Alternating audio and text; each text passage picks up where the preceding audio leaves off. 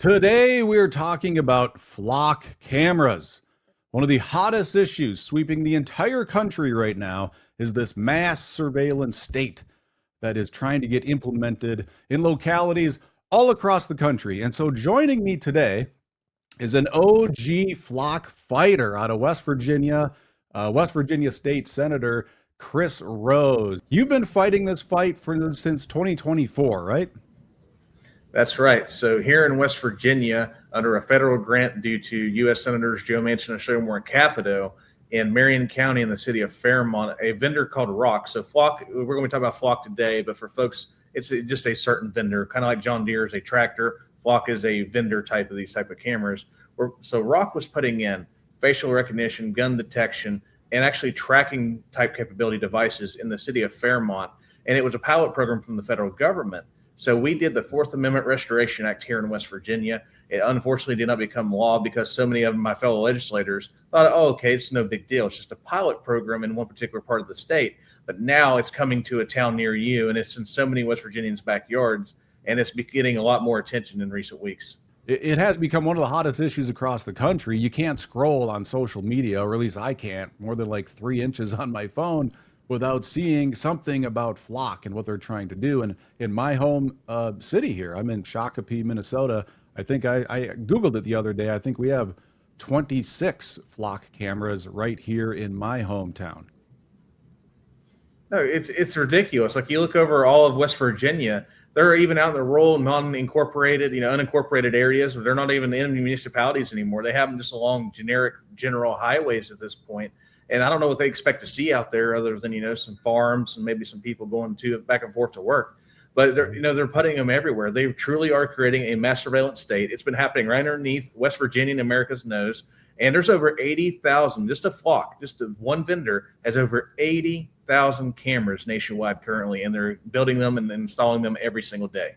That is wild. I don't know if you've all gotten into these things, but I like watching First Amendment audit videos. And I saw one yesterday where the auditor was, in a public area on a sidewalk and but in front of a police station and videotaping the license plates of police officers. And of course, the law enforcement officers come out and they say, "What are you doing videotaping our license plates?" Well, right now, we have the darn government doing the exact same thing to us. They hate it when we do it to them. And we're the citizens, right? We're supposed to have all this political power and really control things, a government for and by the people. But yet, they do it to us all the time. So I just don't understand how they even justify this, especially when they react to folks that are doing it back to them. Sure. So, we all agree that we support law and order. We want to get the bad guy. We both want, America and our communities to be safe. But, it's a rules for thee, not for me type of scenario. The hypocrisy of it's unreal. They want to put you under constant surveillance. They want to put you under, a police state. But whether it's somebody that's recording their license plates or whether it's somebody who pulls out their camera and records even in a traffic stop, look at how combative and adversarial they get in that moment whenever the camera's turned around on them.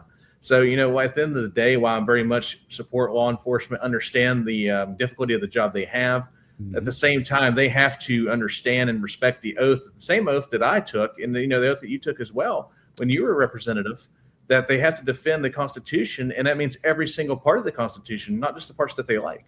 Well, and it's not just you, right? In the West Virginia Freedom Caucus, we have other Freedom Caucus members that are picking this fight. I think it was just about a week ago, Delegate Chris Anders was on Trey Gowdy's show on Fox News, speaking out and against these types of cameras being implemented, certainly in West Virginia, but I would argue, since this is a national program, arguing against these things happening anywhere across the United States. You're exactly right. And I watched that interview, and Delegate Anders did a great job. He's the chair of our Freedom Caucus here in West Virginia, and he was schooling them on the Fourth Amendment and how it doesn't erode with the advancement in technology, which is a talking point I love to say as well. And, you could tell that Trey Gowdy and Chris Swecker both were against him on the talking point. And they kind of cut the interview short because he actually got the truth out there on their network. And I'm glad to see that this is getting momentum, whether it be the local media here, whether it be, Delegate Anders on Fox. Americans all around this country have the same concern that Delegate Anders and I have, that you cannot throw out our constitutional rights for the guys' safety. Listen, we all want to be safe. We all want crime solved. We all want to get the bad guy. But just like our founding fathers, we understand you cannot throw the Constitution out the window just to solve a crime. I was arguing with another delegate about this yesterday when we got out of joint GovOr committee. He was like, oh, well, maybe we can just put guardrails on it because there's been people that's been trying to say how much faster it helps solve a crime. And I looked at him, I said, how much of your constitutional rights are you willing to throw away to put yourself into a countrywide prison just to try to keep safe? Because at the end of the day, you can make this country a prison, but even prison has crimes. Even prison has criminals. I even say it's actually more crime in prison. So you can overregulate us to death. If the laws on the books don't keep you safe, what makes you think adding more and, taking away freedom is going to do that? And, that's why the Second Amendment is so important, right? Because if you look at the states that have a strong Second Amendment, crime is less. So empowering individual freedom, empowering individual liberty is truly how you keep people safe, not doing a mass police state and imprisoning the entire country. Yeah, it almost starts to feel like it rivals what China does to its own people. Like they have these 80,000 cameras, and we're still at the start of this thing, right? I mean, if people don't clamp down and start taking action, and people have been, thankfully, I'm sure you see videos of folks going to city council meetings, county commissioner meetings. We've got a petition scrolling right at the bottom of the screen here. We'd ask you to jump on to that landing page, sign the petition to ban flock cameras in West Virginia, please. And we will make sure these petitions get delivered to Senator Rose's colleagues in Charleston. But I want to ask you about this meeting yesterday. It sounds like you had a meeting with flock representation yesterday. How did that unfold? So you're exactly correct. We had the joint interim committee of government organization yesterday here at the Capitol in Charleston. And we had Mr. Kane from Flock Safety. He's our government affairs guy. And I had some prepared questions for Mr. Kane because I've been studying this issue a little bit.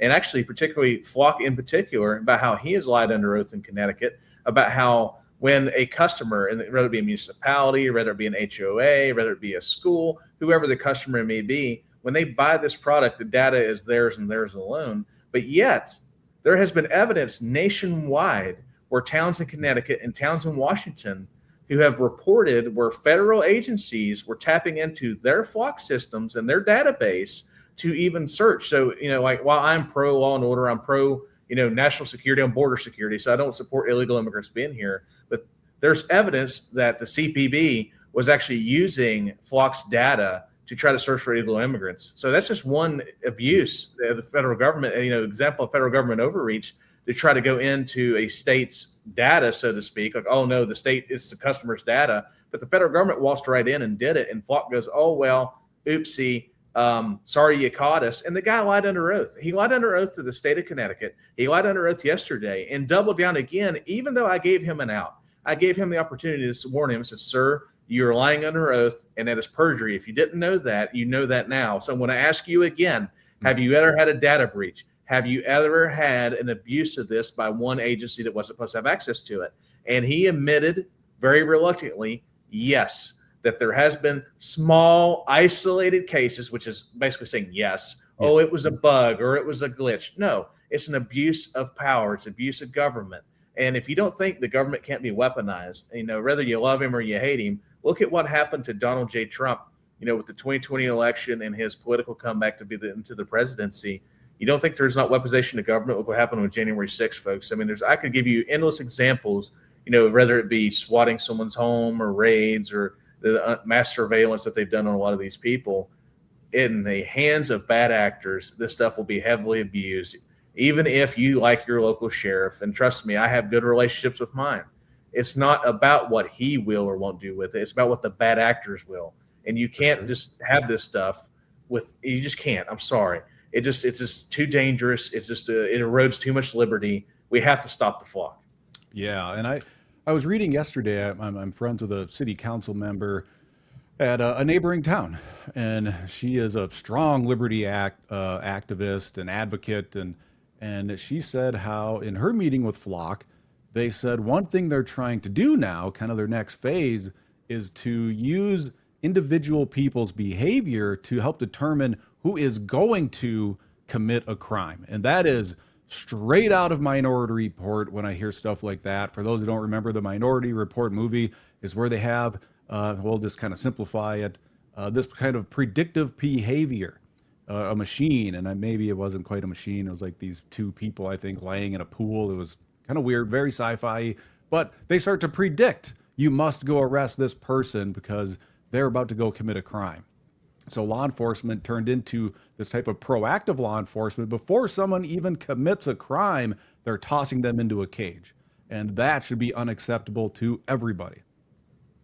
Oh, 1,000%. I mean, you're innocent to proven guilty in this country. There's Yeah. a reason why our founding fathers made it so difficult for government to change our founding documents because they wanted to protect liberty at all costs. And flock cameras today, they're doing the prediction model like that. But these other vendors are already doing the facial recognition and gun detection. So let's just say let's just pick Charleston, West Virginia, and they have these systems put in place. They know if you have a deer rifle in the back of your truck, even if you have it hidden under the seat, the technology this stuff does, it is futuristic. It is pure Star Trek type stuff that is unreal that it can detect that's in your vehicle. You're a law-abiding citizen. You have your Second Amendment right that shall not be infringed. But yeah, here they are keeping track if you're armed, where you're going, how long you went there, and it's just ridiculous. I mean, you're innocent till proven guilty, and now we're going to put you under constant mass police state surveillance just for the guys' safety. And now they're going to even try to do, criminal prediction. And we already know the error rates of this stuff's in the 30 and 40%. So now they're going to even try to expect the American people to trust that this stuff's going to have accurate enough, prediction model. And when we already have innocent until proven guilty, now all of a sudden we're going to have a Minority Report dystopia. No thanks. I don't want 1984. We American people want freedom. We want 1776, not 1984. Well said. I love that. And I saw that's what Delegate Anders talked about. I think he also presented in front of, I don't know what city council, but I think just 2 or 3 days ago, he was in front of a city council board and he testified against flock cameras at that event as well. So I'll remind everybody again, we want you to go sign a petition. If you're in West Virginia, you're watching this and you want nothing to do with these flock cameras or any of these types of cameras, go to this ticker scrolling across the bottom, sign this petition. We'll make sure these get delivered to your West Virginia legislators. It takes you about 3 seconds to jump on this website, put in your name, your email, your zip code, and we will send that thing right into your representative or your delegate or your state senator. Yeah, thank you. I mean, I can't stress enough how important it is for you guys to sign this petition, because while some of my colleagues may be feeling brave right now, while they may be feeling, they want to empowered to want to restore your liberty and protect our freedoms because the pressure you've put on them currently, the problem is you have to keep it up. You have to sign these petitions. You have to show up, call them, come to their office, tell them that you want liberty preserved. Because what's going to happen if you don't? The law enforcement that wants to use this type of stuff, and trust me, I have sheriffs in my district that support it, and I have sheriffs in my district that share our liberty mind view that this is just way too far. And I can tell you right now, if you don't put the pressure and keep it up, what's going to happen is law enforcement's going to get to them. Law enforcement's going to, and I'm not anti-law enforcement, but they're going to put pressure on them to just put guardrails or let this just happen because they'll be painted anti-police. And that's not anti-police. You're pro-Constitution. And that's what we all have to be, including our law enforcement, which is why I actually am trying to organize a coalition of people in the police departments throughout West Virginia that agree with us to also sign this petition and also be vocal and come down here to the Capitol and expect freedom to be preserved. Yeah. Do you think you'll be able to get traction with that and get some law enforcement folks to show up and testify on behalf of banning flock cameras in the next session? I do. So we actually have a little bit of coalition, some active, some retired, but either way, these are people who have seen the work that the Freedom Caucus is doing here in West Virginia, and they reached out to us saying, hey, I just want to let you know I'm in law enforcement, but I 1,000% agree with you. We don't need this 1984 dystopia. You guys are leading this fight. We're with you, and we're going to come out and support you on this. And I even have sheriffs that are actually questioning their county commissioners and the state police and other co-ops. Why are you putting flock cameras in my neighborhood? Who authorized you to put that here? We didn't give you permission. Why is that even here? We want it gone. So it's just fresh, and it's just overwhelmingly promising to me to see that we actually even have police agencies that are willing to say, no, not in my backyard. Get it the heck out of here. Oh, I agree. I love that because oftentimes what we run into as a liberty movement is you run into law enforcement officials who are working against us. In Wyoming, I watched the Second Amendment Preservation Act getting very seriously considered, passed out of the House, passed out of the Senate. and then it got revised and it kind of, swung back around. But consistently, it was the law enforcement officials that were showing up saying, no, no, we don't support the Second Amendment Preservation Act. And I support law enforcement, especially good cops. Good cops are the best. But oftentimes they can be against us on these things. In Minnesota, law enforcement was advocating for driver's licenses for illegal immigrants 2 or 3 years ago. So I love that you're able to recruit these folks and hopefully get them to show up to committee hearings and testify on behalf of banning flock cameras. Well, anything else you want to throw out there, Senator Rose? Absolutely, folks. Do not take this for granted. If it's not happening in your town today, it's going to happen tomorrow. Trust me. Just because I was one of the first voices in the wilderness on this issue does not mean that it's the end. And it's not the end of flock. You've heard 80,000, right? That's just one vendor. They'll have double by this time next year. And there's probably double that the week after that, after you add all the vendors collectively.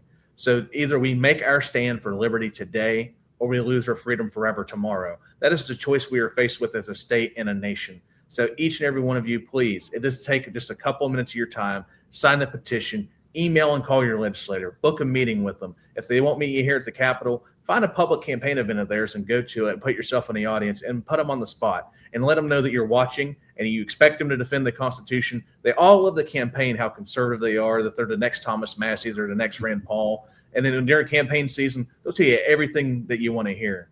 But hold their feet to the fire, make them defend the Constitution, because once freedom is gone, it's gone forever. So please join me in the fight. Sign a petition today, and let's stop the flock. Beautiful. I love the way you phrased all of that. And thank you for being willing to encourage people to wield their political power. So here we have a sitting state senator saying, if you want to be heard, email your state legislators, call your state legislators, confront them at their town halls, get them on the record, get them to commit to stop and to ban these flock cameras. Because if you're sick and tired of being politically disrespected, if you're tired of being politically ignored, if you want to be politically respected and you want to be politically heard, you must be politically fierce.